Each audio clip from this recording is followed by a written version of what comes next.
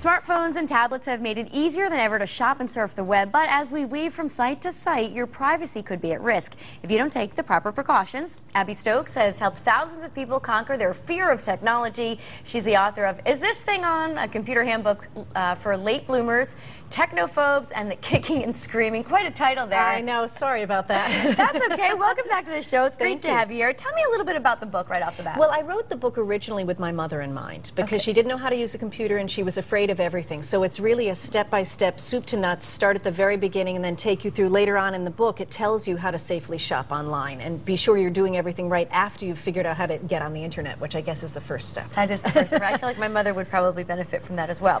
We're talking about privacy today. What would you say is the biggest problem when it comes to online shopping? I think the biggest problem is people who are not comfortable doing it are feeling pressured to do it. If you don't want to shop online, you don't have to shop online. There are lots of stores that could use your support three-dimensionally.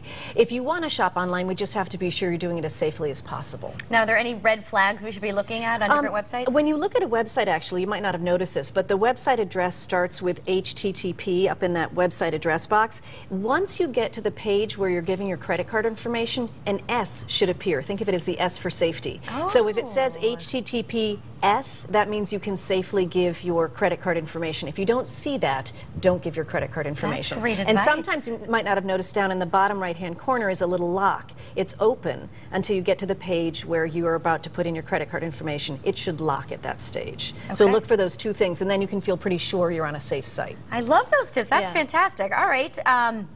And it says why do you need two email addresses? Well, think of it this way. If you could have two mailboxes outside of your home, one for the junk mail and one for the personal mail and the bills. Clean it up a little, right? So that's what you want to do. So when you shop online, you're exposing your email address because you're giving them information so they can give you shipping confirmation or whatever. So have a second email address that you only use when you shop online, when you join Facebook. Have one you just use for friends and family. That one will get less junk mail.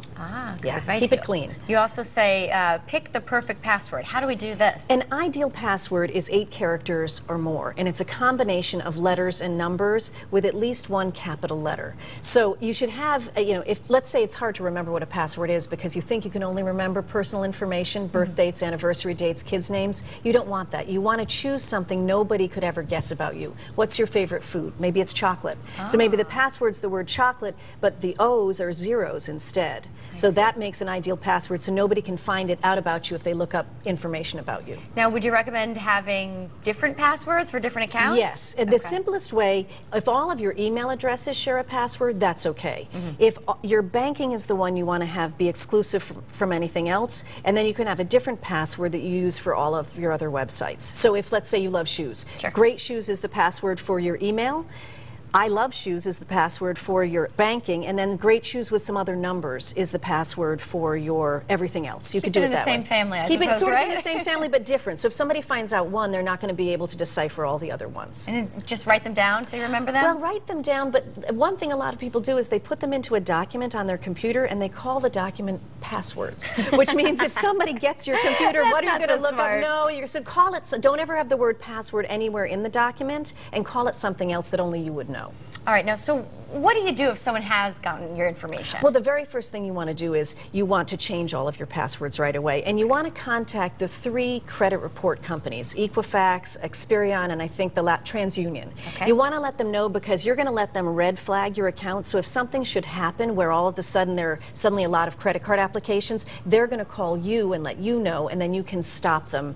Also, the Social Security Department has a fraud number that you want to call. It's very important to let them know right away. Have those numbers right there on your screen. Abby, tell us how we might know if someone was on the computer. You probably won't. Oh, okay. The only way you'll know is if somebody hacks into your email and starts sending an email on your behalf. So it's very important as a friend, when you get an email that you don't think is right from a friend of yours, don't just throw it away. Call them and say, I got an email from your account and I don't think you sent it. That's the way somebody knows that their computer's been hacked into. I see, okay. You have some upcoming book signings? I do. I'm going to be in Connecticut 3 different times in the month of August. So Rocky Hill, Hartford, and Falls Village. Okay, they're right there on the screen, 25th, 22nd, and 21st. There we go. And of course, we will put that information on WTNH.com. Abby, thank you so much for the tips. Really interesting stuff. I like the little lock on the bottom. That's a great tip. Yeah, nobody knows about that, so now you do. Now we got to look at the book.